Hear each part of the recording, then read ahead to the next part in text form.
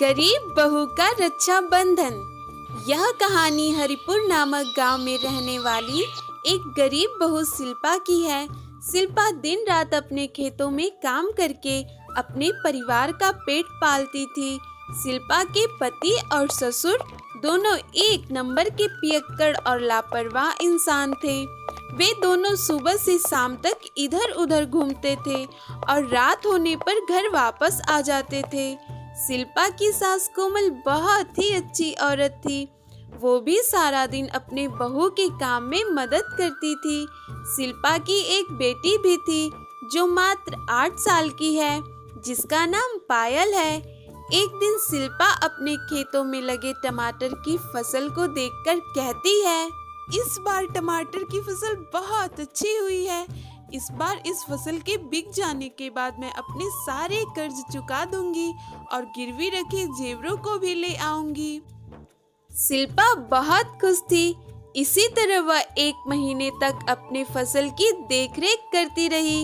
1 महीने बाद उसकी टमाटर की फसल पूरी तरह तैयार हो गई थी।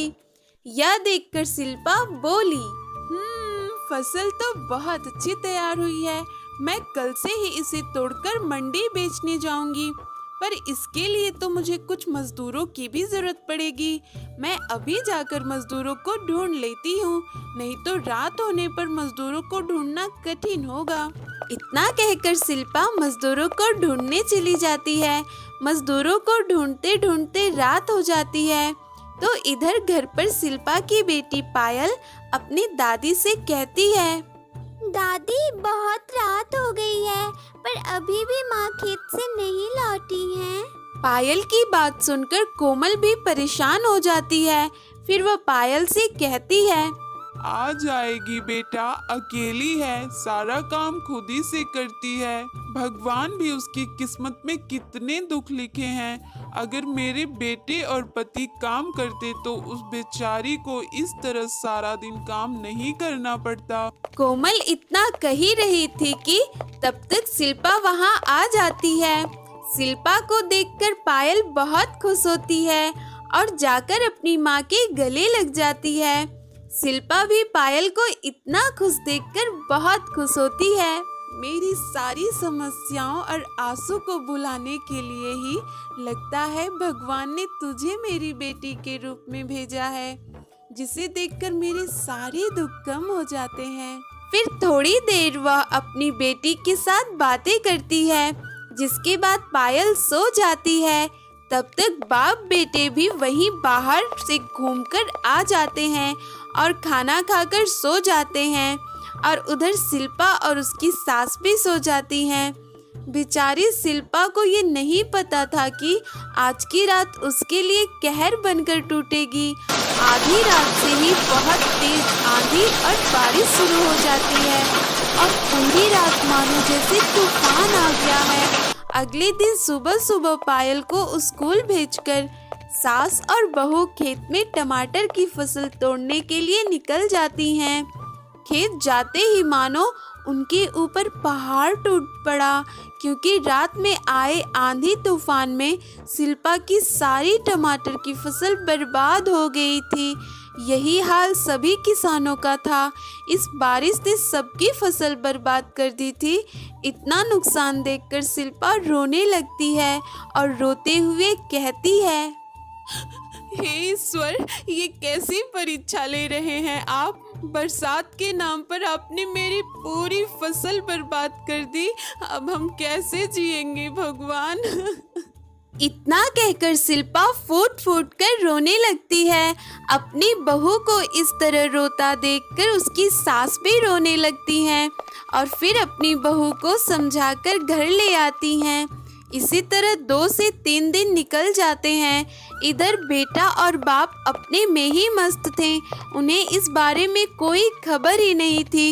उधर सास बहू एक दूसरे को संभालती हैं। इसी तरह 2 दिन बीत जाते हैं।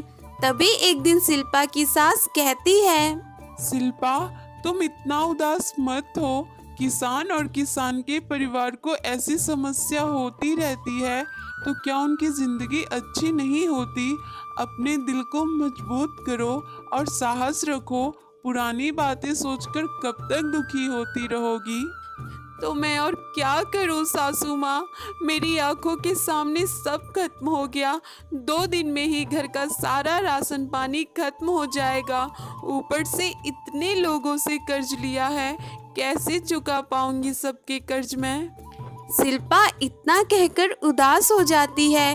तभी बेटी पायल वहां भागते हुए आती है और अपनी माँ से कहती है, माँ, मैडम जी ने कहा है कि मुझे राखी पर निबंध लिख कर लाना है।